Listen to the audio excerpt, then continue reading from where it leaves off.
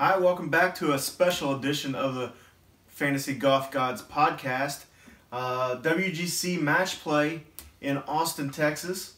I'm your host, Rusty Miller, with my good friend, special co-host, Joe Stratton. How you guys doing? Thanks for having me on. What's up, man? Not much. Matt is on vacation, so you're pitch hitting this week? Yeah. Feeling good? I'm going to try. I'm going to try to fill in for Matt here. All right, well, the shoes aren't very big. He doesn't do much. Doesn't do much of the heavy lifting, so you're good. You got a good week to step in because it's a completely different format. Oh, yeah. So our pod's going to look a little different. You won't be able to see it now, but we have our bracket up, and we're going to kind of walk through it. We're going to not talk salaries near as much as normal. We're just going to kind of walk through brackets, talk about our strategy in that, and then kind of just see how it goes through the pool play. Do you have DraftKings scoring up for the match play? Yeah, so it looks like their scoring is obviously going to be a lot different. They're going to give points for holes won and matches won. Mm-hmm. So making the cut's pretty much going to be advancing through your pool. Yeah. So you're going to want as many guys as you can. So everybody is guaranteed 2 rounds. And then if you win your pool play, then you move on to the Sweet 16. Yeah. And then you go basically a normal bracket from there. Right. So we were talking earlier, and we equivalated it to like a fantasy football playoff draft, where you kind of pick out who you think's going to score, but also who's going to get the most amount of games, or in this case, rounds. So DJ, if he's the number 1 seed, if he'd go all the way through, he would get the most rounds. Plus, then he scores well, so he looks really good from that standpoint too. Right, which would be 7 rounds if he plays all rounds. So that's an interesting thing, but he is the most expensive golfer, so you do have to worry about that. Let's see. So we are in Austin, Texas, at the Austin Country Club. Tell me about the course a little bit. So it looks like it's a par 71. There's going to be 3 par 5s. It's not crazy long. It's under 7,200 yards. I kind of remember watching it last year. There was actually a little more elevation than I would have expected. Austin Texas is really unlike the rest of the state of Texas. I love going to Austin. We've been a couple times, me and my wife, and it is really hilly, and it reminds me of the Midwest, really. It's not deserty. There's a lot of green in it, and the country club, or the Austin Country Club, really does showcase that. Also, the interesting thing, I think this is a great place for the course because there's a lot of strategy on the holes too. Late, you can go for a lot of holes. There's a lot of places you can put your tee ball in the fairway to give yourself an advantage or risk and reward. So if you're down in your match, you may have to push it and go, and it makes for a lot of fun TV and a lot of fun viewing that way. Oh, yeah. So you want to jump right in? We'll just start with Group A. Yeah. Stage 1, Group A, and that's our Group 1, and that's Dustin's group. So Dustin, Kiz, Hadwin, and Wiesberger. I mean, looks like a pretty lopsided group. I mean, not many people are gonna, want to touch Kisner, Hadwin, or Wiesberger out of that group. I mean, I like Kiz in match play, but I still don't think that he's playing very well lately. So I really think Dustin Johnson advances there, and I'm going to try to... this doesn't let me do it. So I thought it let me advance him, but this one does not. So I think it's pretty easy, and I think as the Twitter world would go, I think everybody would be in agreement that Dustin Johnson would move on in that group. Yeah, he's expensive this week. He's a 11.8 salary. In there, but I mean, he also won it last year, so I just think he's pretty heavy. Saw on Twitter today that he didn't trail at all last year in 112 holes or something. He never trailed, so he was playing a little bit better, I think, last year coming into this than he is this year. But I still don't think that pool play is going to give him much of a problem. No. So Let's go to the group 16, and it's the A player in that group is Matt Kuchar. So then you have Fisher, let's just call him Ikea, and then Zach Johnson. So that's a wide open group, I think. Yeah. Cooch is your lowest A seed, and he's not been playing particularly well. I like Zach Johnson, which is the D player in this group, to advance, really. Right. I mean, Zach Johnson's playing better than Kuchar right now. I also did see, when I looked at Fantasy National, I saw Ross Fisher has actually done pretty well in this event. He got a fifth 1 year, so he advanced pretty far. But yeah, I mean, looking at the course and the setup, and like Zach Johnson's just playing really well right now. And he's $6,800. That's almost the min price. So Right. if you think that he's going to get these 2 rounds and at least one more, even if he loses to Dustin Johnson handily, he's going to play 3 rounds, which is a pretty good amount, I would think, for a D player. Right. So, I and feel for like that's $6,800. it's a wide open pool, so I feel like $6,800 to get a guy who could definitely play, over 3 matches. I think that's going to be a pretty good buy there. Yeah. So let's keep moving on down this side of the bracket. So the 9 group is Tommy Fleetwood's group, and it's pretty well stacked, I think. So you have Fleetwood, you have Berger, you have Chappell, and then you have Poulter, which we know Poulter's match play record and character. Regardless of what his game is, he's going to be ready to go.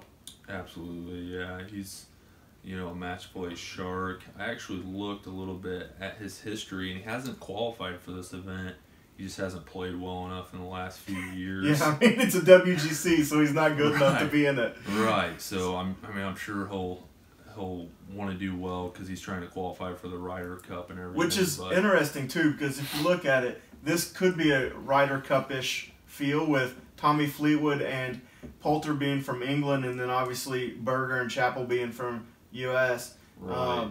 And Berger and Chappell just made the President's Cup team. Now, projecting on Ryder Cup, they would be at the bottom of that team and have to play their way on, I would think, this year. But right. It could have a nice rivalry, and it's not near as lopsided as like Dustin's group, right? No. So that's an interesting group there. Who's your initial lean toward there? I mean, if I'm drafting, I'm probably going to stay away from this group, but yeah, I think so too, because I think they could beat up on each other, and there could be a surprise coming out of there. And your goal is obviously with your 6 to get all 6 of them to Elite 8, really. Yeah. So you don't want any surprises there. Right. I mean, I think if I'm picking that pool, I mean, I like Kevin Chappell. He played good last week. That's probably who I would be going with. But if I'm making a bracket, I might lean toward Fleetwood. I just think he's the best player in that field. Right. But nobody gets hotter than Chappell, really, at times. Yeah. If he can putt, and that's what holds him back. So, I don't know. That's an interesting one. I'm not filling out my bracket tonight, so I got some time to think about it. And like you said, I don't think I'm going to touch this in a DraftKings setting. Yeah. All right, so then that winner of that pool would play the winner of this pool, which is Jason Day, Louis, Duff Daddy, and James Hahn.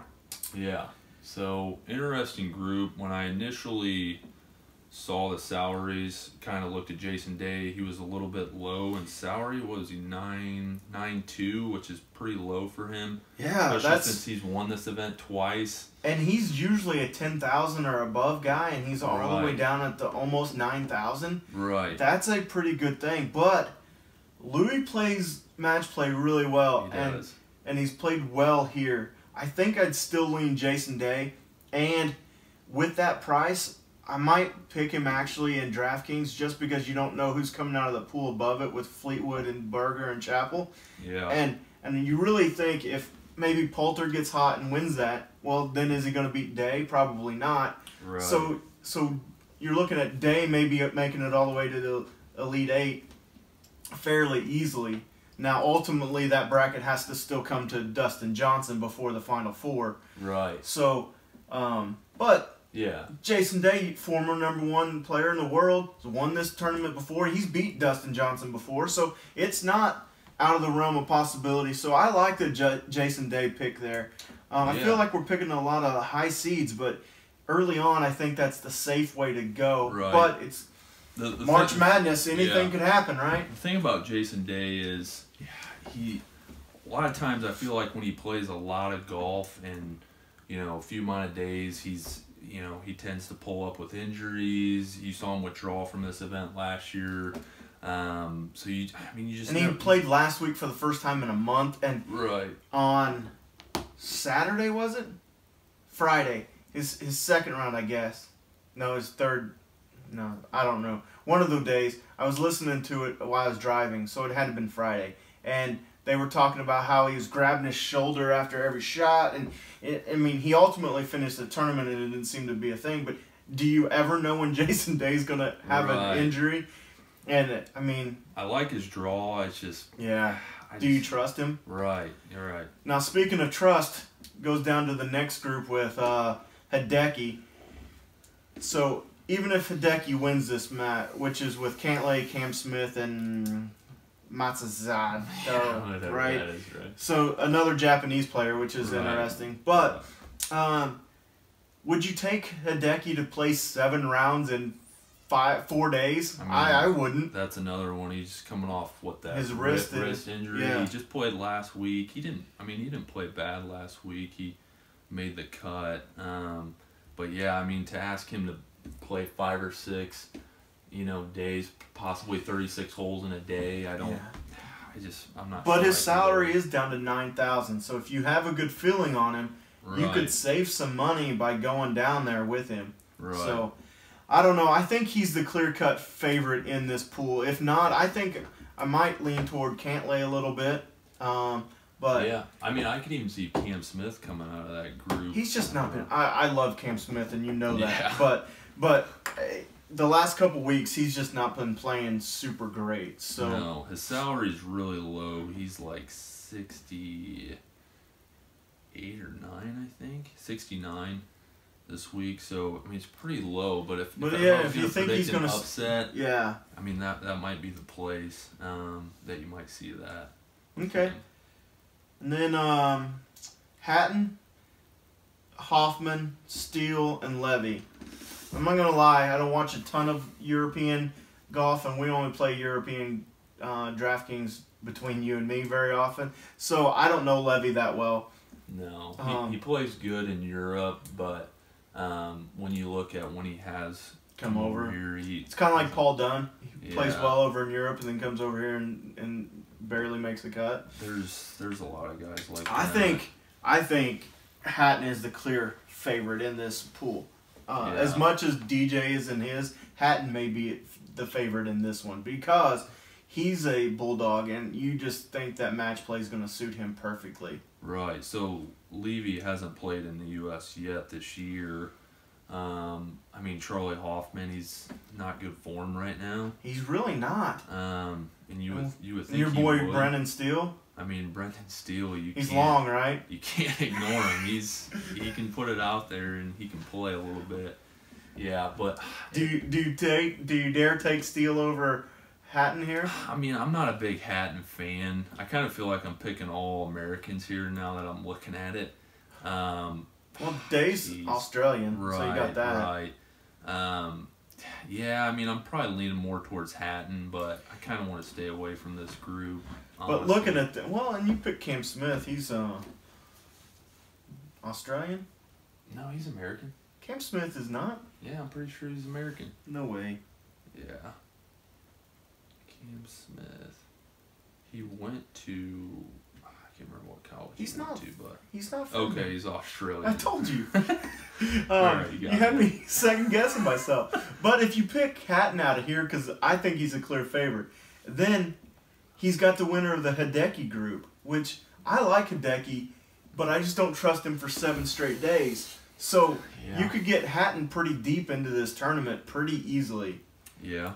And then this next group is probably one of the most loaded or most even groups out there. Group. When I saw it, I was... So, you got Noren, Finau, Peters, and Na. So, to tell you the truth, last night I was picking my DraftKings just based on salaries and how I thought they would do in match play. I had Finau and Peters and maybe Noren. So, obviously I'm not picking two of them because one of them is going to get knocked out. Right. I'm not sure that I'm going to take either of them just because of the draw. Yeah. Because they're going to beat up on each other, and I don't have a strong feeling. But I don't know that Noren's going to get out of this group as the favorite. I mean, he was a guy that I had check marks for this week, and then I saw this draw. He played good in this tournament last year. I think he got 4th or 5th. And he's, playing decent right now.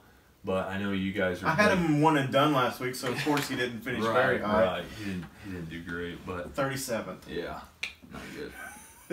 But yeah, I know you guys are big Tony Finau fans. I'm the real Tiger? I'm not on the Tony Finau train at all.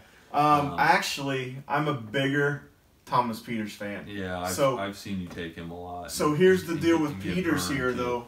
Well, his first Ryder Cup was on the U.S. soil in 2016, and he played really well. He went to Illinois to college and won the NCAA championships, which is match play. Right. So he has a strong history in match play. He's played in the Ryder Cup. And so he's been playing well, so his form's good coming in. I think I'm leaning toward Peters in this group. So here's the thing on Peters. So you would expect him, to make a lot of birdies, right? Yeah. So I'm going through the rankings here. He's 47th in this field out of 66. And we know in match play you got to make a lot of birdies. And then even in the DraftKings scoring, it's holes won and birdies. Right. So, well, I don't think it is birdies. I don't think birdies is. It's just holes won, and you're not going to win a whole lot of holes making pars. Right. So in that group, Tony Finau, he's up there. He's 14th in birdies. He makes a lot of birdies. Noren's 9th. I'm going to lean more towards Noren in that group. You taking the human rain delay and Kevin Na? I'm not a huge Kevin Na fan. I saw he was super cheap this week, and he's actually a really good match player. Because he grinds people down. He just wears them down with how boring he is and annoying he is to par. watch. I mean, it's like Bryson DeChambeau out there. I mean, he's just... Did you hear that on Sunday? We forgot to recap, but he was on 18 talking about the angle of descent on his 9-iron coming in. Oh, my gosh. Air density. Johnny Miller was just eating that up, man. He was... Yeah, those two can go somewhere and leave my television screen forever. It was bad. All right, so I think we're split kind of on that pool, but yeah. Going to the next one, I don't think it's going to matter because the winner of the next one is going to come out of this one, I think. And, I could see that. Spieth, Reed, Hung Tao, Lee. Yeah. And Charles Schwartzel. So I was originally going to take Patrick Reed as my one and done this week. First, he's Anderkirch, so that's a problem. And then he's in Jordan Spieth's group. So, good buddies, play on Ryder Cup as teammates. Mm-hmm. You don't think they're going to be fired up? First off, Patrick Reed gets fired up for any match play.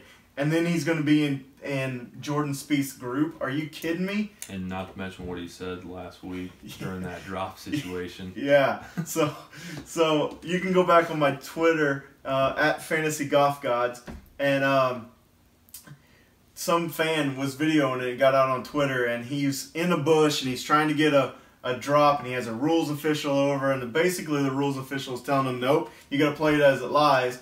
And he's like, what? I bet Jordan Spieth could get a drop. Which he should have used Phil, because Phil gets drops with sprinklers in the bushes all the time. Yeah. But then that pissed off the rules official, and he turned around and left and basically said, nope, that's where you're playing. I'm not talking to you anymore. So it was hilarious. I thought it was really funny. Reed was laughing about it. I think it pissed off some people that already don't like Patrick Reed. Right. But I'm a fan, so I don't really care. Who are you taking out of this group? See, that's so tough. Spieth's on his home course. He went to UT. This is the course he's played. He can't putt right now, but I guarantee he can putt these greens. He putted on these greens as a kid growing up. You got to figure if he's going to putt somewhere, it's going to be here. Yeah. But Patrick Reed's also from Texas. Right. I don't think he's from Austin, but he's from Texas. So you know he's grown up on greens just like this, played in wind and weather just like this. Right. He's a hell of a match play, and he's been playing really well, and his irons are on fire right now. Yeah, he's hot right now, and Jordan Spieth is definitely not. Honestly, I just think... So here's the thing, too. Patrick Reed's 7-7 in DraftKings, and Spieth is 10-5. See, I'm probably not going to pick Spieth in this group because of his draw, but I think Spieth's just got a lot to prove coming in here, and I think he's been thinking about this tournament because he just saw Rory win, seen Justin Thomas win. Everybody's talking about when's Jordan gonna get this figured out. And Tiger's back and Phil's winning. Right. So all we need for a good Masters or better Masters is Jordan to get hot. Right? I mean, he's got the 5th best odds to win the Masters. Who would have thought that 3 months ago? You know? Who would have thought Tiger had the best? I mean, I would have thought that. I know. You're delusional. Yeah. All right. So you don't know where you're going with that. I'm picking Spieth if I'm gonna pick this group. I just can't see him going on this path that he's been going on for much longer. But here's the thing: could you see? Even when Spieth wins, he sometimes has a bad Thursday or a bad Friday. Well, a bad Thursday or Friday gets him eliminated here. Right, because he's got to win his group. I don't see the other two guys posing any threats in that group. It's going to be one of those two guys. Yeah. And I can see the winner of that group. I could see them going far, if not the championship. Lee just faced down Rory in the Middle East a month and a half ago in the final day and held him off. So you know he's not going to be scared. Yeah, he's not. Yeah, I guess it's not going to be. It's not good. Yeah, so I think I'm leaning toward Reed there just because I think he can make the deepest run. And with his salary being 7-7, that would be an interesting run this week. Yeah. So, let's start here at the 3 seed, and that's Rahm or J-Rod. And then the Barn Rat, Karadash, Ches Reavie, and Keegan. So... What do you like here? What do you not like? You think Rahm's going to walk away with it? I mean, it looks that way. I think he can just overpower this whole group. Yeah, I mean, he's going to be heavily picked. He's going to be heavily owned. I think he's 10-8, but it's kind of so he's the third highest salary. Soft pricing. I mean, you can conceivably get Rahm and another big guy in a group. As long as you go down from Rahm. Right. I don't think you can go up from Rahm. Right. You got to have a guy slightly below him. Yeah. But yeah, I mean, they were interviewing him, and he actually knows, he's friends with a couple guys in the group. So Reavie lives and went to Arizona State, lives in Phoenix where Rahm went to school. So they've known each other for a while. He obviously knows Keegan from the tour, so he's familiar with... I think Rahm walks, though. I think it's not even really that close. Yeah, that's a pretty easy group, I think. And then, so then we come to Phil's group. He's the 14 seed. He gets RBC, or CB. Right. And then Codera. So I don't know who that is. No. And then Chucky 3 Sticks. So I like Chucky 3 Sticks, but I don't think he can put up enough birdies. No. So this group is between the 14 and the 17 seed, which is Phil and RCB. Right. Both have been playing fairly well. Phil plays match play really well, and he, as many bogeys as he has, he can go on birdie runs like nobody's business. He's third right now in birdies. But just as what tournament was that just recently? Rafa got his putter rolling, and he did play well.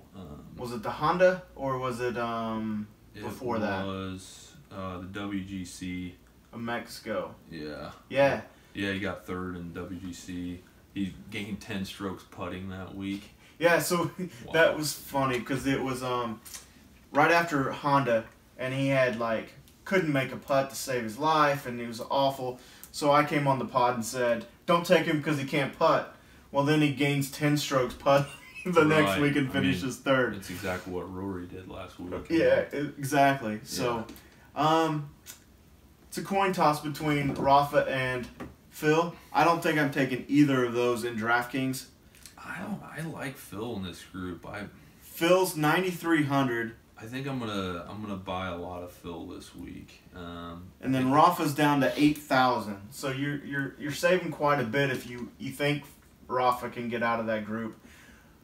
But honestly, either of those are gonna come and meet Rom. Right. That's the tough part. And then those are both ASU guys, and they play together all the time. But Rom finished second here last year. He's not scared of anybody. No.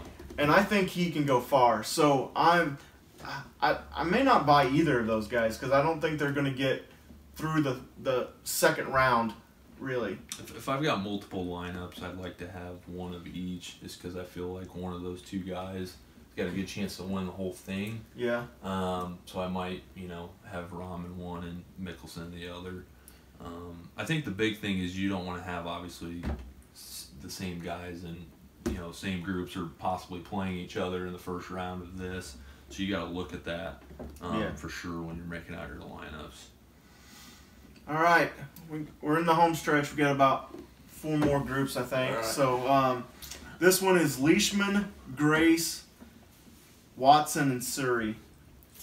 So Surrey got in today when Eust Loudon withdrew. So he's a good European young guy from the U.S., kind of went overseas like Brooks Koepka did after college. But he really hasn't shown much of anything when he's come back.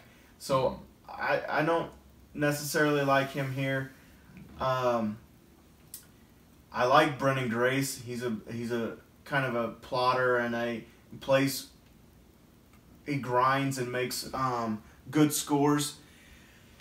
Bubba's unique because as well as he's been playing and how well you think he could play because he's on Ryder Cups all the time, his Ryder Cup record isn't very good. No, that's why he wasn't on the team last time. And well either, but Ovi Dovi had to carry him back in 2012. Everybody remembers that. Boom, baby.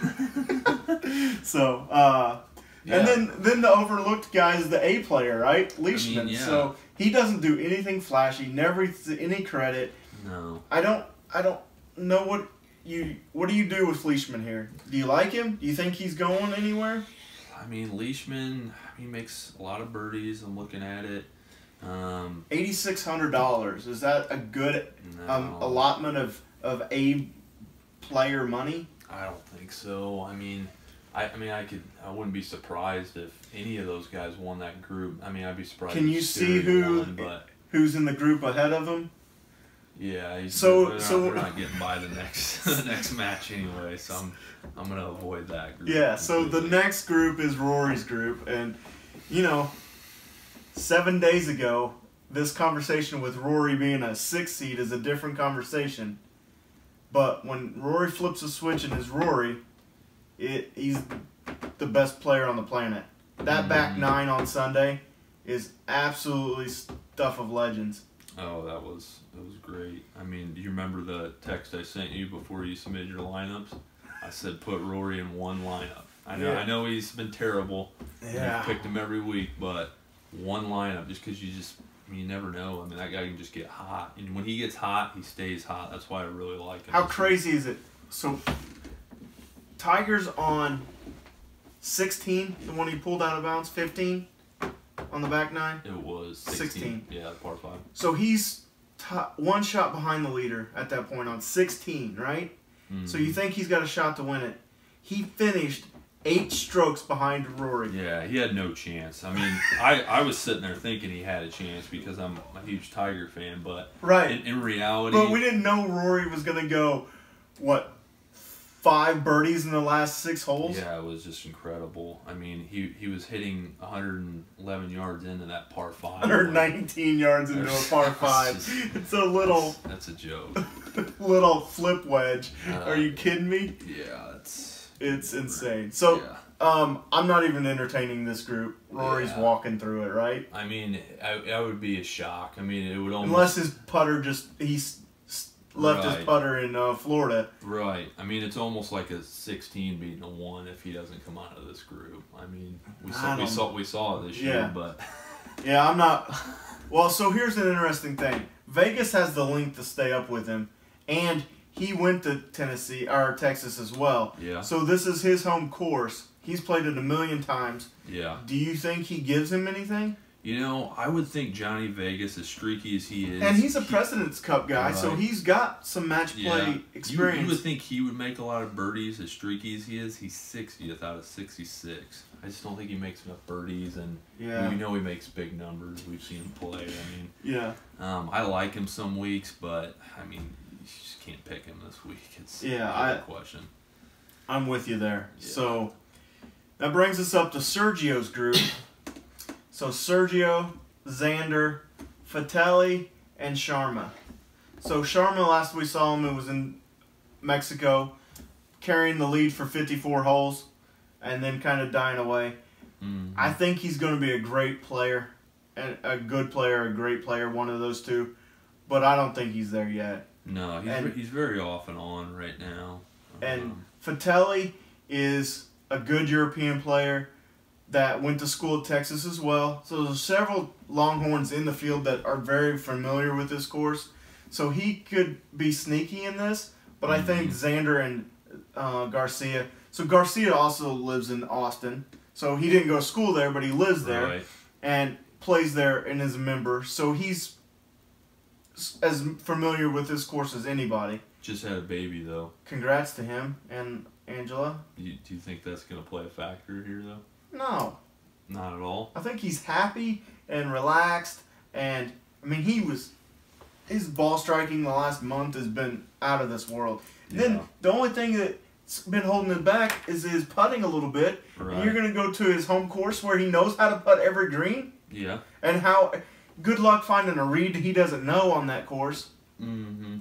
So I like Garcia a lot coming through here. I actually like Garcia as a DraftKings play this week. He's at, what, 8-9 or... Yeah, 8,900. So I like him a lot this week in that. So just going to have to see how the rest of that pool plays out, because his next round is comes against the winner of this bracket, which is Casey, Fitzpatrick, Stanley, and Henley. None of those guys scare me against Garcia. So that's another reason I like that. Right. But coming out of this group, what do you think? Is it Casey's to lose?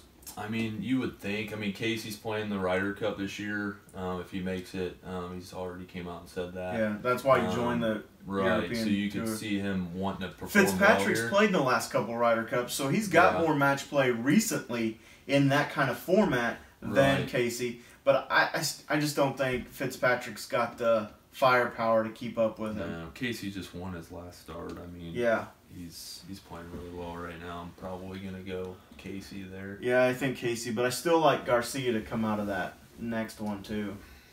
We'll see. All right, here's my boy. One of my favorite guys on tour, lights out, Pat Perez. Did you see the interview tonight? I mean, he's cool, calm, and collected. He's funny. Don't you just want to hang out with that guy? I mean, he's not my favorite player, but, I mean, he's entertaining. He is entertaining. I mean, he's fun to listen to. He's kind of a Tiger hater, but, you know, I mean, Tiger's made him a lot of money, but he's also, beat his ass a lot. Right. So, he's probably a little jaded. Right. So, but yeah, interesting group because... Woodland's got some firepower. Webb Simpson's been on Ryder Cups. Siwoo Kim, you never know what Siwoo's going to show up. Yeah. I mean, he was at the President's Cup, and I don't remember doing anything other than getting that song sung about him, right? Right, that's all we're going to remember him for, so there's that. Yeah, I sang it last week, so I won't sing it now. Yeah. But I like Pat Perez out of this group, but I wouldn't be surprised to see Woodland or Simpson, or even Siwoo. I'm not taking this winner on DraftKings, just because I'm not confident with their them for sure getting out of this pool. Right. I like Woodland in this. He plays well in this event. He was in the championship with Rory a few years ago. What's his past couple tournaments been? It's bad. I know it's bad. No, but I think he played a little bit better his last start, didn't he? No, so he's got miscut, 50, 49 miscut, and then he won. Yeah, so since he's won, he's not done shit, huh? No, it's been pretty bad. Well, but I think he's going to turn it around at some point, and he wants to play in the Ryder Cup. All these guys are thinking about that. All right, and then comes to the 2 seed, Justin Thomas. I think he gets the hardest of the top 3 seeds in their pool. So Francisco Molinari, is going to be a tough out for anybody. Kazire, who's already won twice this year on tour, and Luke List, which you and I both like Luke List. He's been playing really well. Another top 10 this week. He's really consistent lately. What event did JT just win a couple weeks ago? The Honda. Yeah. He beat Luke List in a playoff in that. So you don't think Luke List wants a rematch of that? Yeah. You don't think he wants him for 18 holes? I think that's going to be a good match. Yeah, it'll be a fun one. But I think JT does ultimately come out of this pool. I could see there being an upset. I mean, do you? There's 3 really good players in there. I like Molinari. Picked him last week. I pick him a lot. But yeah, I'd probably go with Luke List. He's playing really well. I think he's got a lot to prove this week. I know JT's an overwhelming favorite. I'm just not gonna probably pick this group because JT's pretty expensive. Yeah, I was really disappointed that being the number 2 in the world, he's gonna be expensive. But with the randomize of the pool, he kind of got the shaft for being a 2 seed. Right, he did. He got probably the hardest bracket there, other than maybe the Norin Finau. Yeah, but bracket. So the 3rd was Rahm, and we said he was going to walk through. Who's the 4th seed? Spieth, and his isn't easy either, I guess. No. So I think that's all we're going to go through here. Just kind of give me some final thoughts about who you think's going to ultimately play well for all week, and who you might be targeting. I kind of said it a few times, but I think Patrick Reed is going to go pretty far. He doesn't have to hit somebody, and I know you guys can't see this because we've been trying to work with the lighting and stuff, but the full bracket. But Reed wouldn't, if he gets out of his first one, he wouldn't see DJ until the final 4. So even if he does lose the DJ ultimately, you get him for 5 rounds basically. So that's a lot of points. Right. And he's relatively cheap. And he is relatively cheap. I like Rahm. He's got a pretty easy bracket for at least a couple rounds. I'm going to stay away from JT in the 2 seed up there. DJ is really nice, but he's so expensive. I don't know if you can, unless you can really accurately pick a low, like Zach Johnson. But Zach Johnson's only going to get to the next round because he's running up against DJ. Right, but I think you would take that at his price. You would take Zach Johnson if he could just get 4 matches, It would be 3. Well, he'd get 3 the 2 in the 2 in the pool play. Okay. And then the 3rd run would be against DJ. So they only play 2? Yeah, because there's only 3. No, they play 3. Oh, you play all 3 of them. Yeah. So I think if he can get 4 matches, right, he's a good play. Kind of looking at this event. So I was wrong earlier. Everybody gets 3 rounds. Right. Yeah. Right. That's what I was thinking. But yeah, when you look at the history of this event, the front runners have won it the last 3 years. You got DJ, you got Jason Day won it, and Rory won it. Top guys win this thing. When I'm looking at the salaries here, I like Rahm and Rory in a lineup a lot because you can conceivably get that. You got to put maybe like a Zach Johnson in there. Where would they would meet in the Elite 8? Right, which at that point, that's fine. As long as you get a lot of matches. As long as one of them won, you could at least get a lot of points to there. Yeah. Right. So I like starting with those 2 guys and then taking like a Zach Johnson down lower to kind of balance it out. I mean, there's some guys in the middle, you know, that I like. You like Jason Day? I mean, what's his salary? 9.2.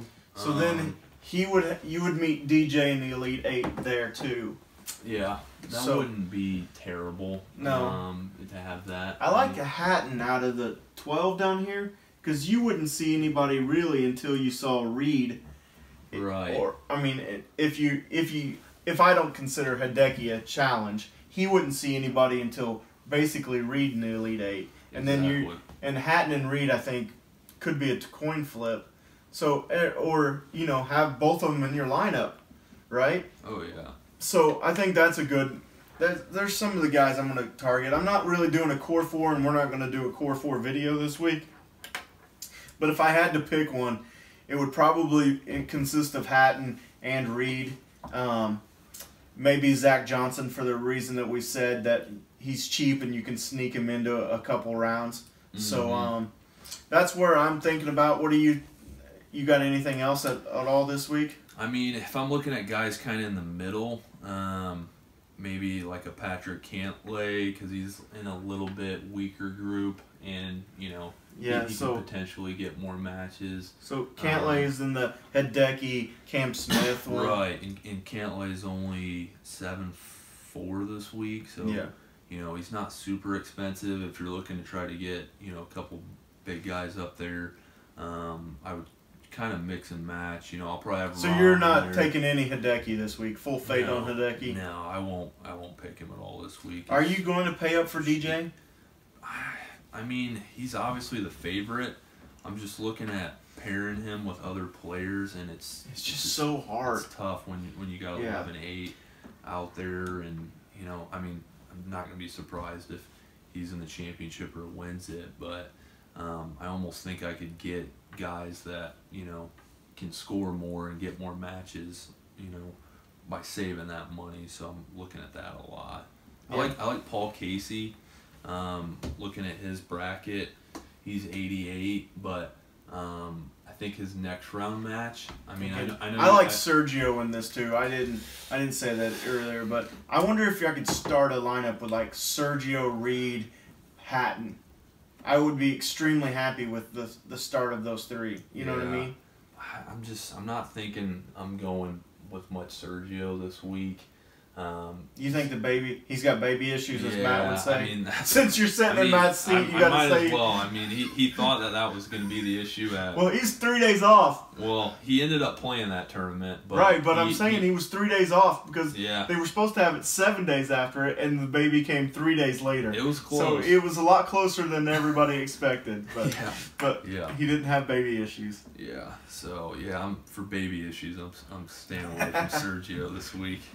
All right, well, I think that's going to wrap it up for this kind of special edition of the Fantasy Golf Gods. WGC Match Play. First time that DraftKings has had a match play. I'm actually kind of excited about it. I put a poll out on Twitter today and just simply asked, are you going to play DraftKings Match Play this week? And it came back 90% yes. So there's a lot of degenerates like us out there playing. Oh, yeah. So let me ask you something. Yeah. The match play format. What would you think about that if that was the PGA Championship format? Match play. We've talked about it before, and I'm for it. I know it's gimmicky, and nobody wants that as a major, but it's just fine for college championships. Oh yeah. We play Ryder Cups and President's Cups, and those get big. I think the problem is trying to figure out how to run a master or a major with 120 to 140 players through match play in 4 to 5 days. Yeah, they used to have it formatted that way. But I don't think it would be that big of... Yeah. I don't think they had that many people. Right, but think about it. You look at the Ryder Cup, what's the singles match you think about when you thought about the last Ryder Cup? The Rory Patrick. Right, and then the PGA Championship last year, who was down the stretch with Justin Thomas? The PGA? Yeah. I don't remember. Exactly. That's my point. Oh, yeah. Like, you remember that, Oh, that Kisner, match I know, match. bogeyed to 18. Right. But Yeah, so cost everyone me some remembers money. that match play matchup. Can you imagine Tiger matching up with Justin Thomas, Right. any of these guys in a major? You Yeah. can imagine the people that would watch that? I mean, Yeah. I just feel like it would be phenomenal, but it probably will never happen. I don't think it will either. This is probably as close as we'll ever get to it. But I enjoy it. It's just kind of like, I mean, so college basketball, people say the best team doesn't always win. Well, you know what? So be it.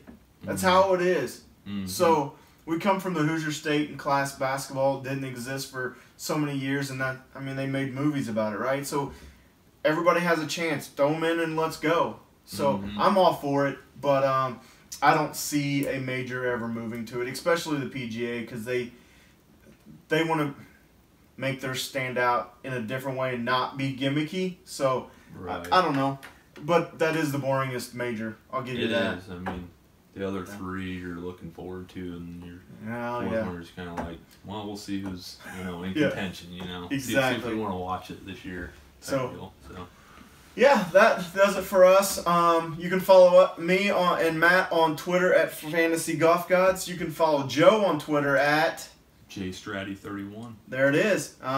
Like and subscribe as always, and tell us who you like this week. It's interesting to kind of figure out who you liked before the draws came out, and now to have to redo kind of your process and your thinking about it. So Right. until next time, good luck, and we'll be back next week for the Shell Open. And I think we're going to, as a podcast, start a Listener League DraftKings for the Masters. So that'll be exciting. Stay tuned for details on that. Thanks for filling in. Yeah, thanks for having me. It was fun. It was, and I think you did a better job than Matt, so he's going to look at... He won't watch this pod, so it won't matter. So No, his seat's there for him when he comes back. all right. Well, we'll see you next time. Bye.